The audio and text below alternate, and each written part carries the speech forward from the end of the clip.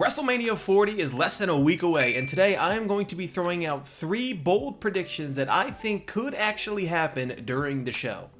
Now, these are bold predictions. My official prediction video will be coming out later this week, going over every single match on the card, where I think it'll be placed on the card, what I think will happen, all that good stuff. This video today is solely focused on giving bold predictions, things that you may not think are going to happen, but they very well could. And let's start off with number 1. And this is one that I think is starting to gain momentum, but I'm going to go the opposite way. And that is that Damien Priest is going to cash in his Money in the Bank briefcase at WrestleMania 40 at the end or at some point in the Seth Rollins versus Drew McIntyre match.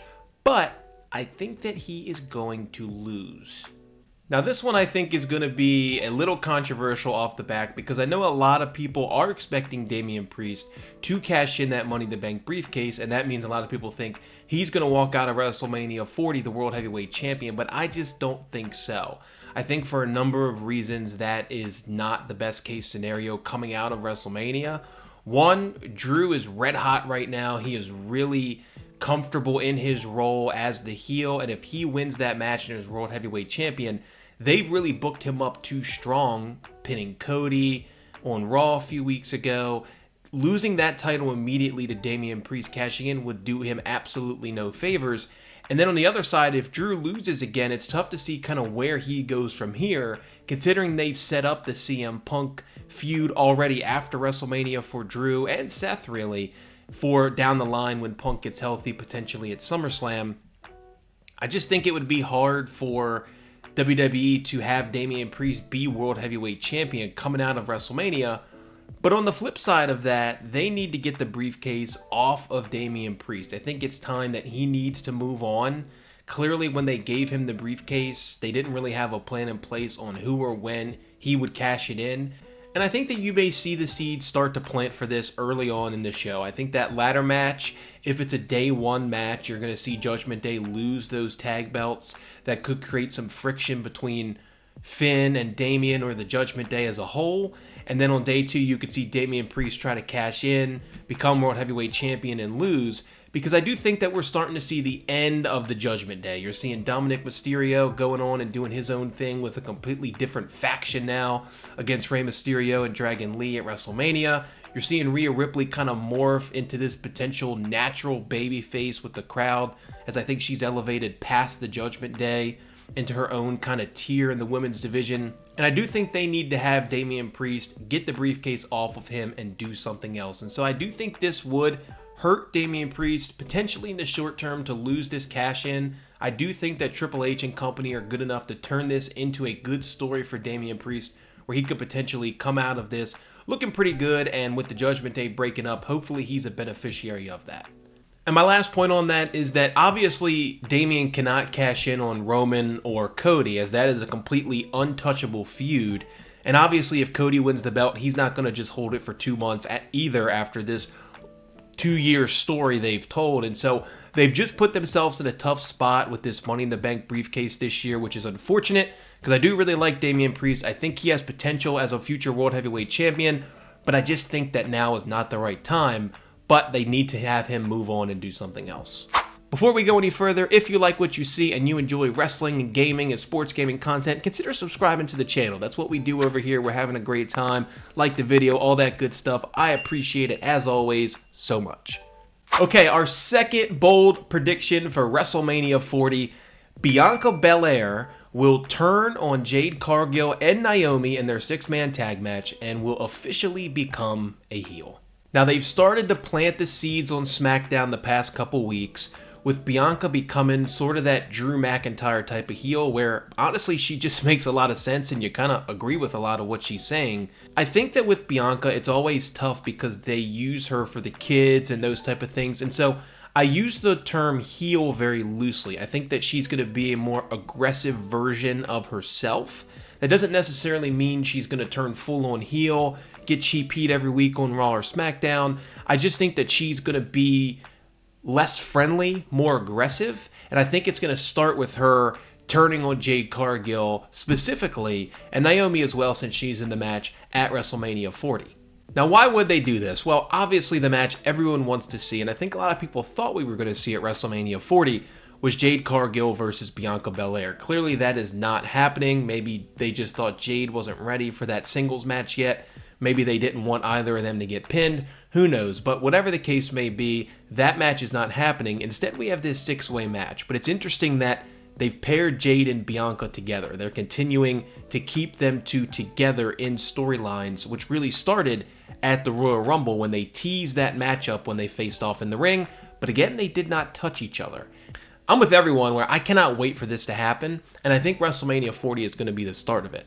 Now, I think they're going to drag it out all the way until potentially SummerSlam, where Jade and Bianca will face, because Naomi will be a part of this as well. And so you have potentially Bianca kind of feuding with Naomi, Jade kind of there as well, and they can just kind of have it go on and on a little bit. Maybe it doesn't need to last till SummerSlam. I don't know if they necessarily are saving big matches like that for the big 3 pay-per-views or the big 4 pay-per-views anymore. But I do think that match is going to happen in the next 6 months or so, and I think it's going to start at WrestleMania 40.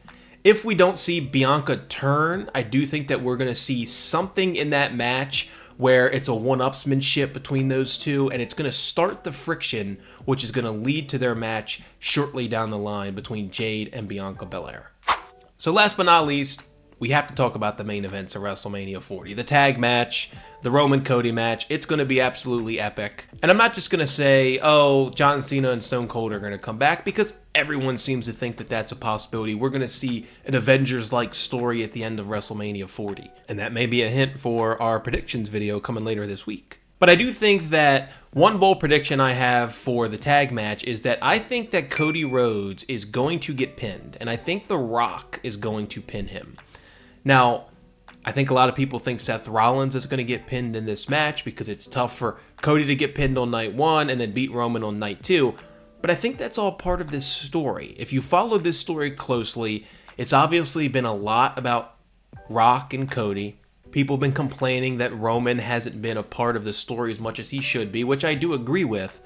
But I also think that that's intentional. I think that part of the story within the story of this is that The Rock is not going to like the fact that Roman is at that head of that table, that he is the tribal chief. I think that people are expecting a Rock turn to potentially happen at WrestleMania 40. I don't think it's going to happen at WrestleMania 40, but I do think that this ultimately is setting up Rock and Roman potentially for WrestleMania 41.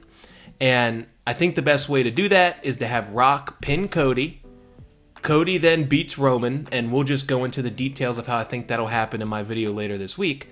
And then that sets up a Rock-Roman thing of, well, I pinned them and you couldn't, and then we can kind of go off from there. I think what this also does is it furthers that underdog story they're telling with Cody Rhodes. Obviously, they're making Cody Rhodes the biggest underdog of all time. He's going to have the cards absolutely stacked against him, especially if this does happen and Rock and Roman win that match. He's bleeding on Raw. He is the underdog of all underdogs. And I think that him getting pinned on night 1 is going to put a lot of doubt in people's minds that he's actually going to be able to finish the story on night 2. I do also want to note that this pinfall will certainly not be a clean pinfall. It will include interference. It will include tomfoolery. It will include crazy things happening. This is not going to be just a clean rock bottom pin and it's over. Absolutely not. I think this match is honestly going to be pretty gruesome. I think that The Rock seems like he's really going to bring it for this match. There could potentially be blood. That's been a part of this story with Cody bleeding. Will The Rock bleed? Mama Rhodes is going to get involved. I really do think this is going to be a theatrical match, but I think the finish is certainly not going to be clean. And again, it's going to put in your mind as the viewer, oh man, they're going to do it again. They're going to actually cheat Cody out of this title again because we just saw him get cheated in night 1 when The Rock pinned him, and he's obviously going to get cheated in night 2 as well because there's going to be bloodline rules at that point. I do think all of this will eventually lead to the end of WrestleMania 40, which will be Cody Rhodes and Roman Reigns by themselves in the ring. I do think that we are setting up for that Avengers moment, and again, I'll talk a little bit more about that in my video later this week. I think that you're going to see everyone cleared out at some point after a brawl. It's going to be overbooked nonsense crazy, and then the end image will be Cody Rhodes and Roman Reigns alone with no help, no cheating, nothing. and that's where we'll get the finish. And I think that this will help lead up to that. I think the Cody Rhodes underdog story, let's call on everyone that's ever been screwed by the bloodline so we can take them out once and for all. I'm tired of getting screwed over. I got screwed over in night 1. It's not happening again in night 2. I'm calling for backup. All of those things are going to play a role. But I do think that Cody Rhodes getting pinned is not really a bad thing. They've been really careful with how many times he's gotten pinned since he's joined WWE. And I don't think it's been clean one time. He lost to Drew on Raw. Obviously, he lost to Roman at WrestleMania. Brock Lesnar, I guess, was technically clean, but he passed out, so he didn't really get pinned. They've been really careful about Cody getting pinned, clean specifically, and this is going to be another instance where I think he's going to get pinned, but I do not think it is going to be clean. So that's my 3 bold predictions for WrestleMania 40. Hopefully they were bold enough. I didn't want to get too crazy, but I also didn't want to get it too passive. Let me know in the comments section below, what do you think is going to happen at WrestleMania 40? What is your most bold prediction of what is going to happen at WrestleMania 40? And if you're right, you have it out there for the world to see if before WrestleMania 40 that you called your shot and you got it right. That's why I want to put this video out, because if I get one of these 3 right, I'm happy. They're bold predictions at the end of the day. As always, thank you guys so much for watching. I appreciate it. I will see you guys in the next video.